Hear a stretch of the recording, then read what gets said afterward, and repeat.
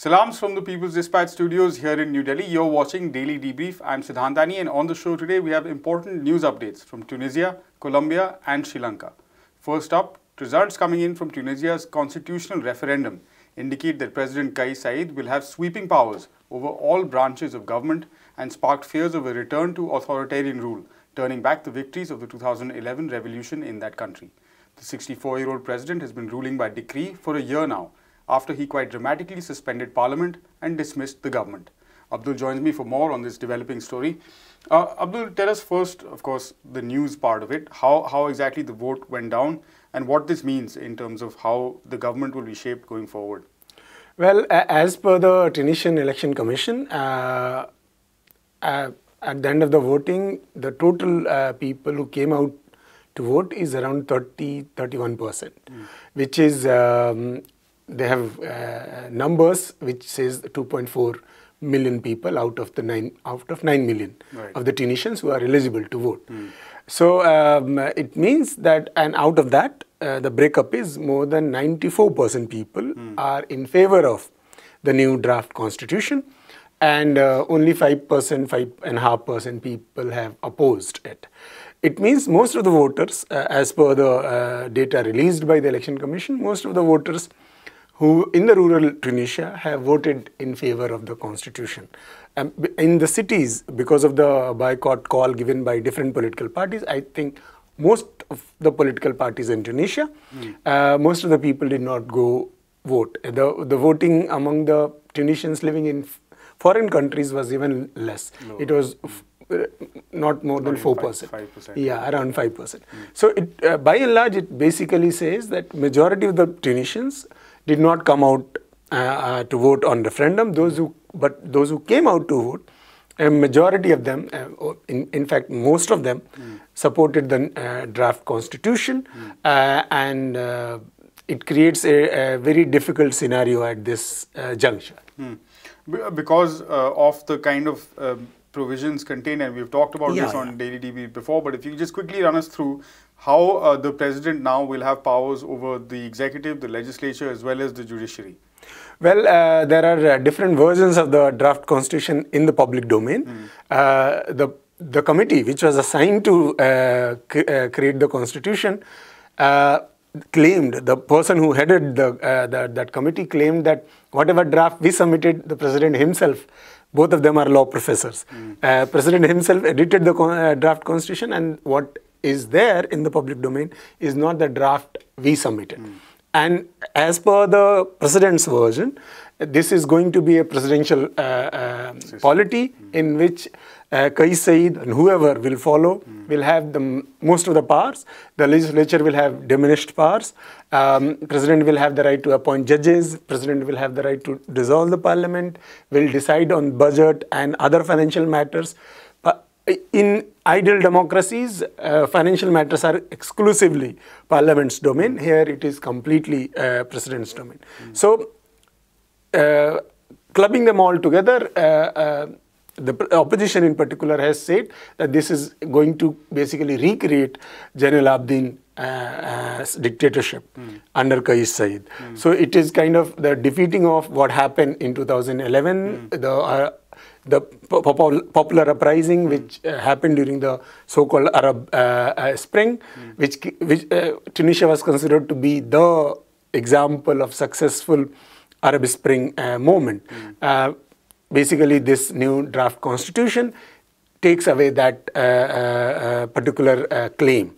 The 2014 constitution, of course, there were many problems.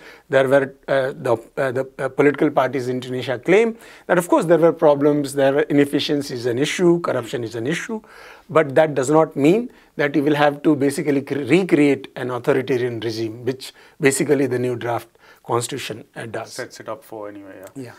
Finally, then, since you brought up the opposition, what next? Because the boycott was called by the opposition parties, and therefore we've seen the result of the referendum turn out the way it has. So, in terms of political strategy, what is the next move that we can see? I think most of the political parties yesterday had press conferences, and in those press conferences, one thing is clear, that they are not giving up the fight. The Ennahda-led National Salvation Front demanded resignation of president, claiming that the majority of the Tunisians, more than 60% of the Tunisians, did not come out and vote for the referendum. Hence, the referendum and president's entire move, which starting from July last year till this now, becomes illegitimate, and therefore president should resign. The Workers' Party and others, the left-oriented segment in Tunisia, also has similar demands. They are talking about starting of a new process in which, of course, there should be wider consultation of all the political groups present in Tunisia, and it should not be the way it has been enacted so far. Means one person deciding everything should not go on. It means that there are, if you just see the consensus of it, the trade unions, for example, which are as popular as the political parties in Tunisia, have the similar opinion.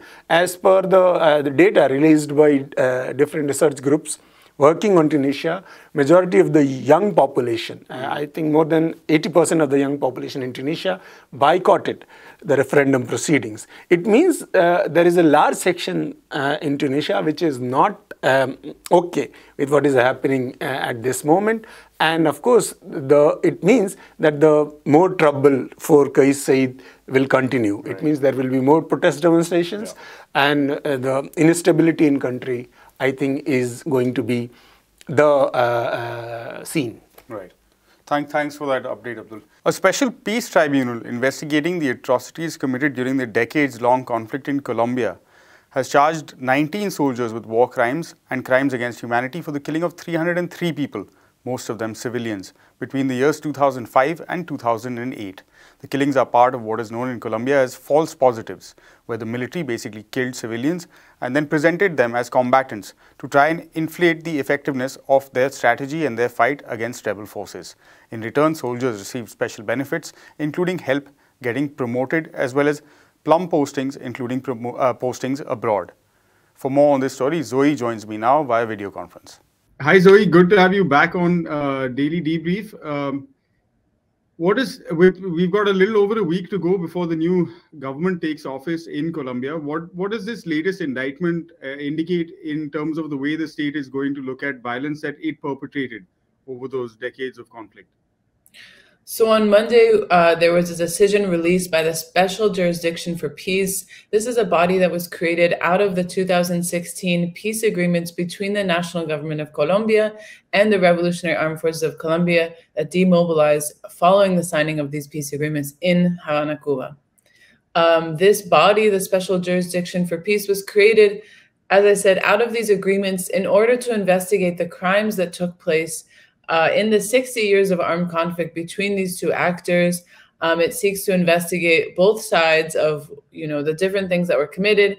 And over the last couple of years, it has come up with several rulings, several decisions, calling for investigations of different members of the army. For example, it's come up with a lot of watershed investigations about crimes committed by the state during this armed conflict. One of the biggest cases that the Special Jurisdiction for Peace has been investigating has been the false positive scandal. This is a scandal that took place in Colombia over several years, where members of the army would essentially kidnap or in some way take civilians and murder them and then dress them up as if they were members of the guerrilla groups. And this would essentially give them a false positive, saying that this was someone that was killed in combat by the army, giving them false results and a sense that they were, winning the combat in this civil war. And this is a practice which was, as reports shown, encouraged by high-ranking members of the army. And so there's been a very large campaign, a very strong push amongst Colombian civil society for these crimes to be investigated. This latest ruling is specifically about the false positives that took place in Casanare, which is a department in the southeast of Colombia. Overall, there were over 6,400 civilians, at the very least, who were killed by the army in this modality of false positives. And so it's always a very important advance when this case of justice is taken seriously. And so in this case, in the Casanare false positives, Henry William Torres Escalante, who was a general of the Colombian army, of the brigade in Casanare, he was mentioned in this ruling, called to be investigated along with 21 other people. This is very important. The HEP is going to continue their investigations about the false positive scandal and about so many other state crimes that took place during the armed conflict.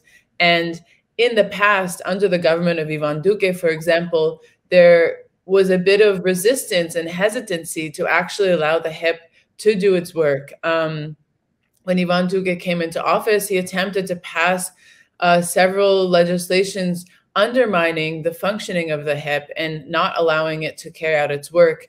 Gustavo Petro and Francia Marquez have expressed that they will give full support to this body to be able to carry out the necessary investigations so that all of the victims of the armed conflict can have access to truth, can have access to justice. And really, these are the key fundamental building blocks of a lasting peace in the country. So, Zoe, there's another report out, this time by the UN Office for Human Rights, talking of the killings of human rights defenders. You talked of how the Petro and Marquez government will look at the state's role. What will, how will they sort of bring in the economic reforms, tax reforms, land reforms that they're planning to, in the backdrop of this sort of uptick in criminal violence that's happening, possibly because of illegal drug trafficking? Well, it's super important that you brought this up. Since the 2016 peace agreements were signed, there has been an incredible escalation in violence, as you mentioned, by drug trafficking groups, by paramilitary groups, but also with support from state actors. I don't think it's possible to say that the Colombian state is completely outside of this violence. A Colombian-based human rights organization, Indepaz, they estimate that over 1,500 people have been killed, human rights defenders, social leaders, demobilized fighters from the Revolutionary Armed Forces of Colombia, who are signers of this peace process. And this is violence that has been going on since 2016, and the Colombian government has really done nothing to stop it. There's rampant drug trafficking, there's territorial wars taking place, displacement of communities.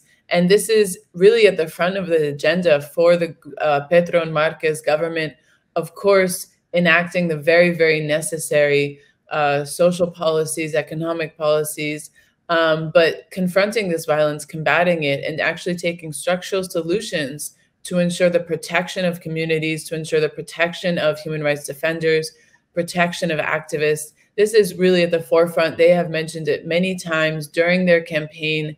And this has been reiterated, that you can't have peace when this is still happening, when the biggest, they call it a genocide of the social movement in Colombia is happening. All right. Thanks very much for that update, Zoe. Thanks so much for having me. And finally, Sri Lanka's parliament meets today to, among other things, formally approve of the state of emergency imposed by new President Ranil Wickremesinghe on the 17th of July to quell mass protests on the country's streets as people continued to oppose the severe economic crisis that's crippled every aspect of life on the island. On Friday last week, Wickremesinghe also swore in his childhood schoolmate and friend Dinesh Gunawardena as Prime Minister to lead an 18-member all-party cabinet. Hours before his swearing in, Sri Lankan soldiers and police violently raided protest sites in Colombo and detained several leaders of the popular movement. Reports indicate the fuel shortage in no way is getting any better. It's beyond critical now, and even hospitals, from latest reports, have gone bankrupt and are unable to treat patients or conduct surgeries. For the latest from Sri Lanka, Shreya joins me in studio now. Shreya, obviously a lot going on in Sri Lanka, minute by minute updates coming in. We haven't spoken about it for a while. So what is the latest? What are you hearing from your sources as well as news reports coming in?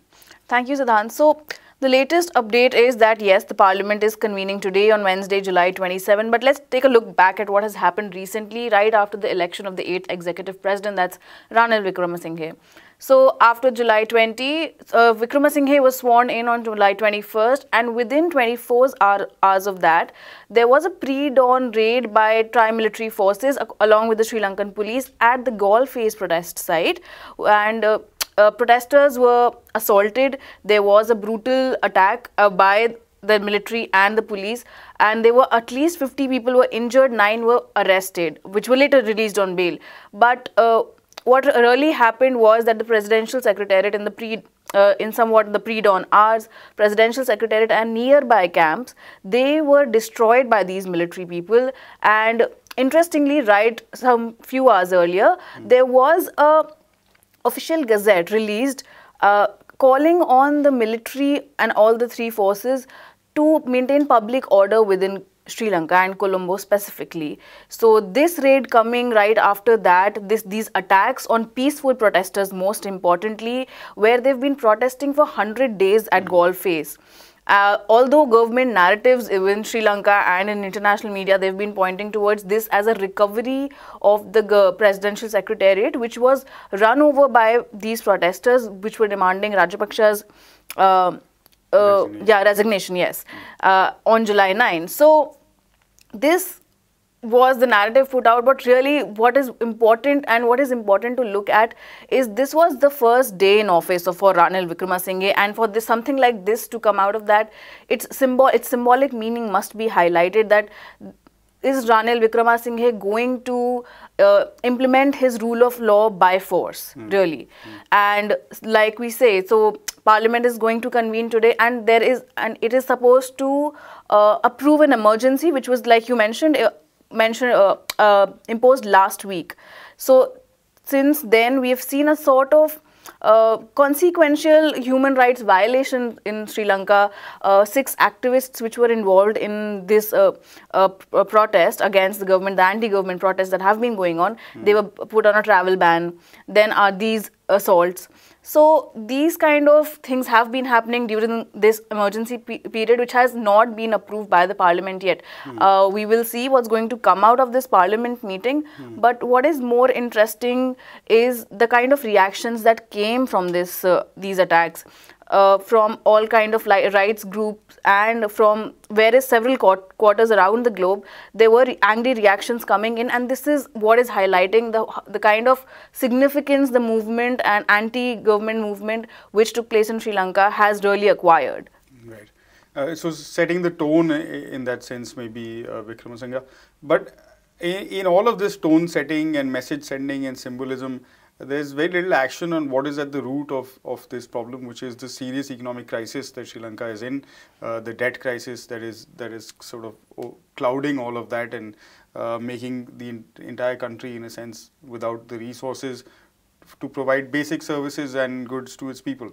What movement are we likely to see in the next weeks on that front, both politically as well as from a humanitarian perspective? Yes, Siddhant. So like you pointed out, the economic crisis that's really at the core of it, it's very much going on, and the political events of this month, they did shake up a little bit of attention on it, but the crisis goes on. The fuel lines are pretty much there where they were earlier before the election of a new government, and what we're hearing is it's even more critical now. The shortages continue, regular power cut schedules are coming in, so nothing has really changed. Wickremesinghe, before, when he was the Prime Minister, he was in talks with the IMF for a bailout program. But that seems to have been stalled until there is evidence of political stability in Sri Lanka. So that is what we're even hearing, new figures of inflation coming in at least 58%.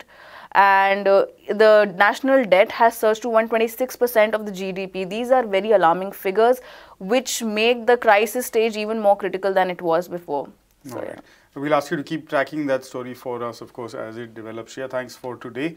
That's all we have the time for on this episode of Daily Debrief. From Shreya, myself, and the entire People's Dispatch team, as always, thanks very much for watching. For more details on all of these stories, you can head over to our website, peoplesdispatch.org, and give us a follow for updates on whatever social media platform you use.